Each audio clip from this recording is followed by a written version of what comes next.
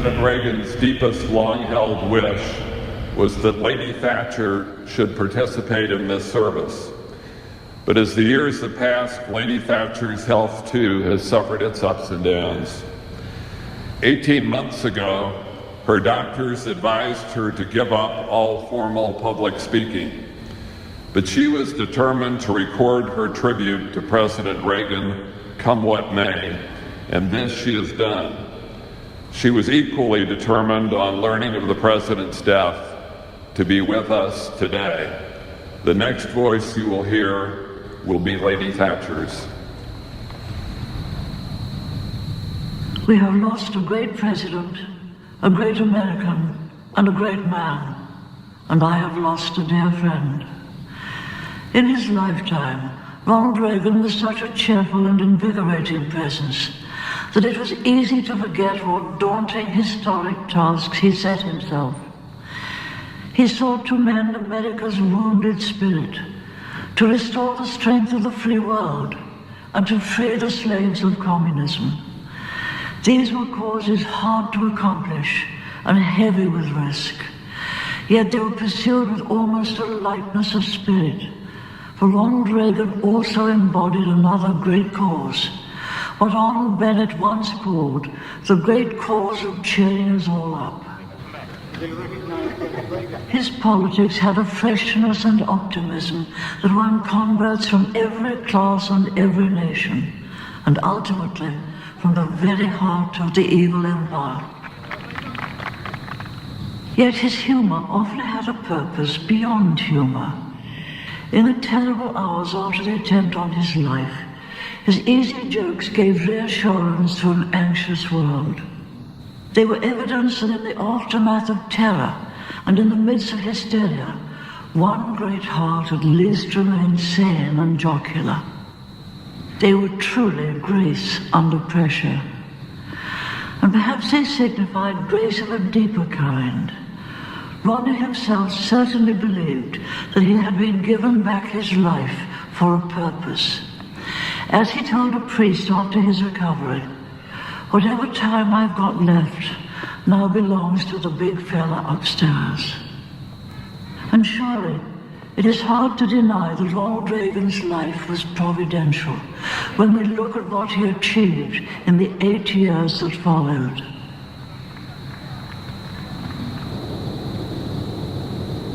Others prophesied the decline of the West. He inspired America and its allies with renewed faith in their mission of freedom. Others saw only limits to growth. He transformed a stagnant economy into an engine of opportunity. Others hoped at best for an uneasy cohabitation with the Soviet Union. He won the Cold War, not only without firing a shot, but also by inviting enemies out of their fortress and turning them into friends.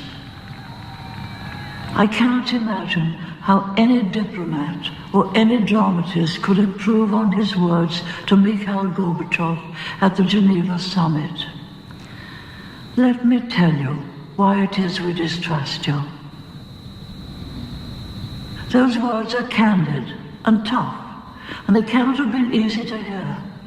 But they're also a clear invitation to a new beginning and a new relationship that will be rooted in trust. We live today in the world that Ronald Reagan began to reshape with those words.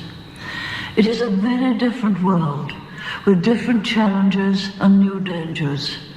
All in all, however, it is one of greater freedom and prosperity, one more hopeful than the world he inherited on becoming president. As Prime Minister, I worked closely with Ronald Reagan for 8 of the most important years of all our lives. We talked regularly, both before and after his presidency, and I've had time and cause to reflect on what made him a great president. Ronald Reagan knew his own mind. He had firm principles, and I believe right ones. He expounded them clearly. He acted upon them decisively. When the world threw problems at the White House, He was not baffled or disorientated or overwhelmed. He knew almost instinctively what to do. When his aides were preparing option papers for his decision, they were able to cut out entire rafts of proposals that they knew the old man would never wear. When his allies came under Soviet or domestic pressure, they could look confidently to Washington for firm leadership. And when his enemies tested American resolve, they soon discovered that his resolve was firm and unyielding. Yet his ideas, so clear, were never simplistic. He saw the many sides of truth. Yes, he warned that the Soviet Union had an insatiable drive for military power and territorial expansion. But he also sensed it was being eaten away by systemic failures impossible to reform. Yes, he did not shrink from denouncing Moscow's evil empire, but he realized that a man of goodwill might nonetheless emerge from within its dark corridors. So the president resisted Soviet expansion and pressed down on Soviet weakness at every point until the day came when communism began to collapse beneath the combined weight of those pressures and its own failures.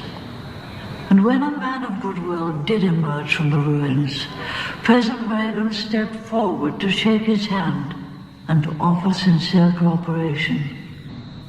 Nothing was more typical of Ronald Reagan than that large-hearted magnanimity, and nothing was more American. Therein lies perhaps the final explanation of his achievements.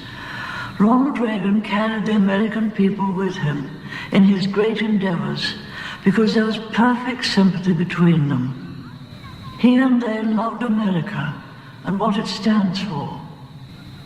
Freedom and opportunity for ordinary people. As an actor in Hollywood's golden age, he helped to make the American dream live for millions all over the globe. His own life was a fulfillment of that dream. He never succumbed to the embarrassment some people feel about an honest expression of love of country. He was able to say, "God bless America," with equal fervor in public and in private. And so he was able to call confidently upon his fellow countrymen to make sacrifices for America, and to make sacrifices for those who looked to America for hope and rescue. With the lever of American patriotism, he lifted up the world.